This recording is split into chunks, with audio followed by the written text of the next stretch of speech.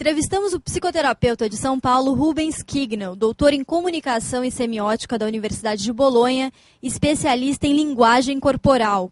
Ele analisou 6 vídeos sobre o escândalo de Brasília e apontou quais foram os principais sinais corporais que aconteceram durante as distribuições de dinheiro. Nós podemos perceber pequenos gestos que são muito significativos no interrelacionamento das pessoas em geral e muito específicos nesse tipo de acontecimento aqui.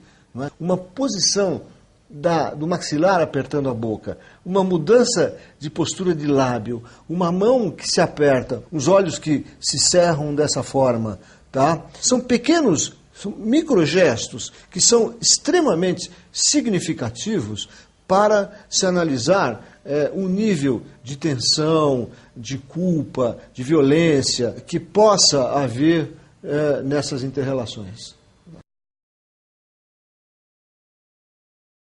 Nós vemos o governador ali numa postura absolutamente tesa, como se estivesse relaxado. Ele está assim como se estivesse relaxado, né? É como se alguma coisa tivesse para acontecer, até que entra outra pessoa ali, não é? E oferece para ele aquele dinheiro, né? Em seguida, ele cai. Ele cai, meio que olhando para o dinheiro, mas ele cai, a cabeça tensa, cai. E aí ele reflete, né? Ele reflete, como será que eu vou sair daqui com isso? Quer dizer, como se pintasse algum tipo de culpa nele, ou algum medo, mas o medo pelo dinheiro, o medo de ser pego, e não o medo do ato em si, daquilo que está acontecendo. Olha, imediatamente na entrada ao circolaço, a satisfação que ele mostra na expressão do rosto, um sorriso enorme, de estar entrando lá satisfeito, ele vai se carregando de poder, entre aspas, né, através desse dinheiro que ele vai enfiando na calça e na cueca, né? Não tem sentimento de culpa nenhum, tem só satisfação, não é? Isso, quer dizer, em termos psicológicos, mostram os traços psicopatas, que é quando você faz alguma coisa errada, não é? Mas você não sente a menor culpa pelo ato, pelo aquilo que você está fazendo. Aquilo passa como está sendo uma coisa absolutamente natural. Nessa visão a gente vê 2 atos. Um senhor totalmente à vontade, como se estivesse em casa, conversando com o outro, cometendo um ato ilícito forte, não é? E esse ato ilícito, ele simplesmente é parte corriqueira da relação. Tá? Quer dizer, a tensão que possa haver no ato, ela fica escondida. Não se vê nada da tensão. Se vê o homem relaxado. Aqui a gente vê uma característica bem diferente.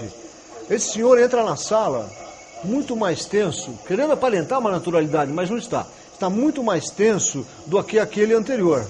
Ele imediatamente vai recebendo dinheiro, imediatamente vai encontrando lugares dentro do corpo, mas se vê movimentos de tensão, especialmente na área do maxilar, como se ele estivesse se mordendo um pouco. Ele está tentando escutar o outro, ao mesmo tempo que ele está fazendo alguma outra coisa. Aí depois que ele guarda tudo, inclusive, você veja que ele quando guarda o dinheiro na meia, é como se fosse uma coisa totalmente natural. Não tem um sorriso, não tem uma brincadeira. Eu boto na minha meia, ponto, e aí eu me sento, pego o meu telefone, como se nada tivesse acontecendo, e ponho a mão no rosto, não é? Ponho a mão no rosto para me concentrar naquilo que o outro está falando. Agora eu posso te dar atenção. Agora eu vou te dar atenção. No momento do ritual em que eles se encontram na mesa, nós observamos as 4 mãos aí, o nível de tensão que estão entre as 4 mãos. O senhor que a gente vê de frente aqui, quando ele fala, só os 3 escutam ali, mas ele fala de uma forma como se só pudessem as pessoas ali dentro escutar.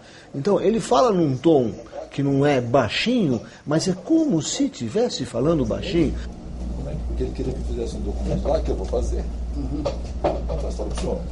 E os gestos são paulatinos, são calmos, são calculados. Veja como ele se olha assustado, ele se põe numa cara de abismado. Estou abismado com uma situação que não tem nada a ver com aquela situação ali, com o fato do que está ocorrendo ali.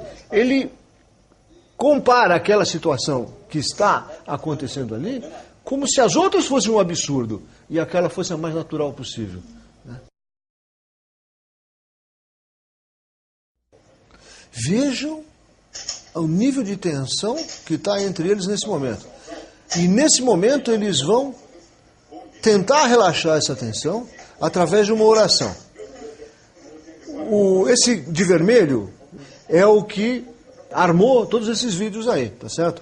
A gente vê, eles vão se abraçar, veja como ele de vermelho, ele vacila entre abraçar o outro ou não. Se vê que ele está num momento ali de tensão, em que ele está cometendo um ato, não é, que ele não quer cometer, que essa reza ele não gostaria de estar rezando. Os aspectos, se a gente for analisar como um todo, eles são aspectos psicopáticos. Por que eles são aspectos psicopáticos? Porque eles estão cindidos da realidade.